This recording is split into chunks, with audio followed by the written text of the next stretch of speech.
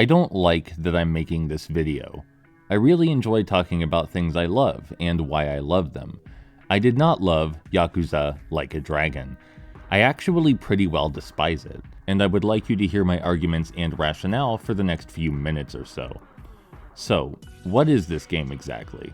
Well, it's a turn-based JRPG focused around Ichiban, a small-time gangster who is betrayed by his former boss.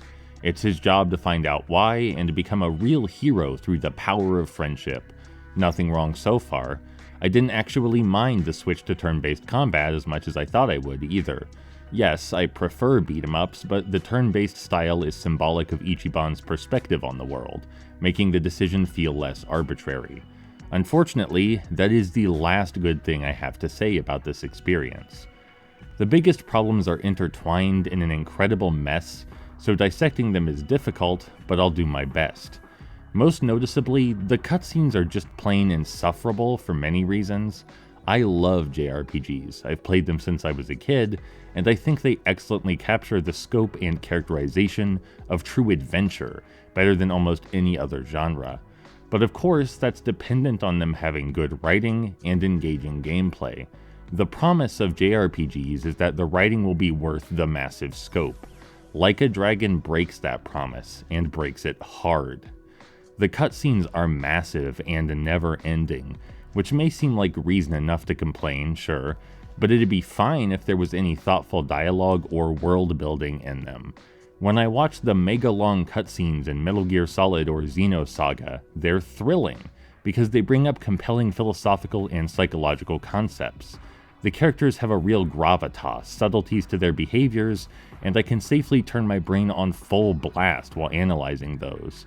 But Like a Dragon commits the most obnoxious sins of modern Hollywood writing, somehow transferring them to a JRPG. You have characters who spill exposition, completely unsolicited, for insane lengths of time, without the proper context to justify it. There's an entire flashback sequence in the first chapter where Ichiban tells someone his life story. Someone who already knows his life story. So who is it for? Just the audience? Did it not occur to them how horribly lazy this was? To have characters just spill all their trauma out like an ornate fountain in the dead middle of the narrative. And Ichiban is not the only person guilty of this, not by far. Almost every character in their very first appearance demonstrates everything you need to know about them. Like a Dragon wants to be morally complex, but its morally gray protagonists and villains are all so upfront about their baggage that it's impossible for me to be genuinely curious about them. This is not how people communicate. They don't openly yammer on about every emotional trauma they've ever had, and charmingly flex their most amiable characteristics to show you that, hey, they're not so bad.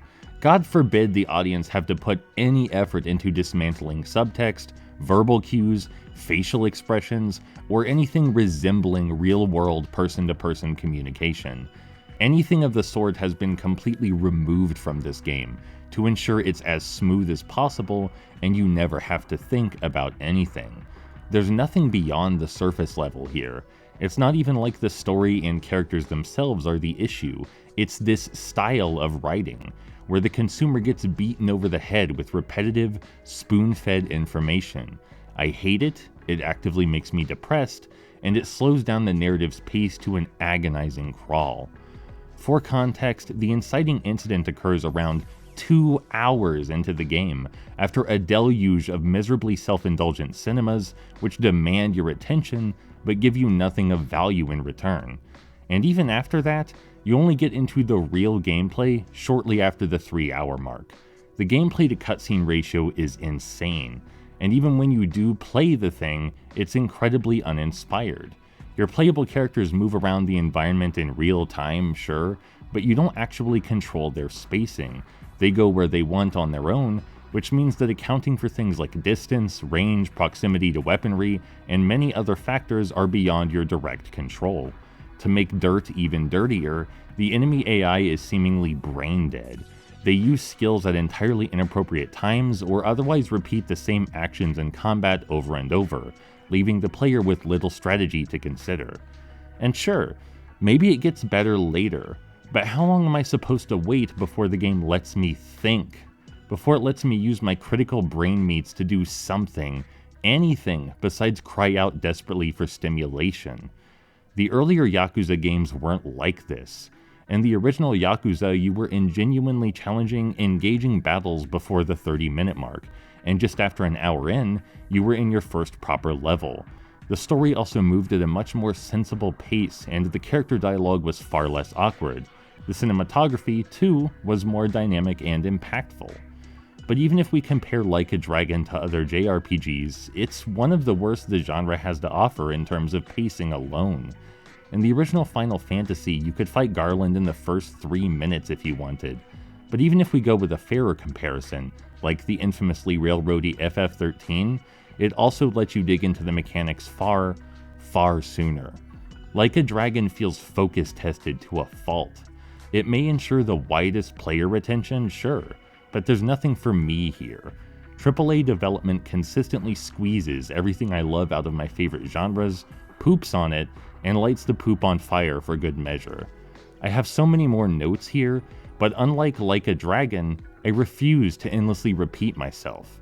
I cannot stand this never-ending, patronizing time sink of a game, which has the audacity to assume I can't think for myself.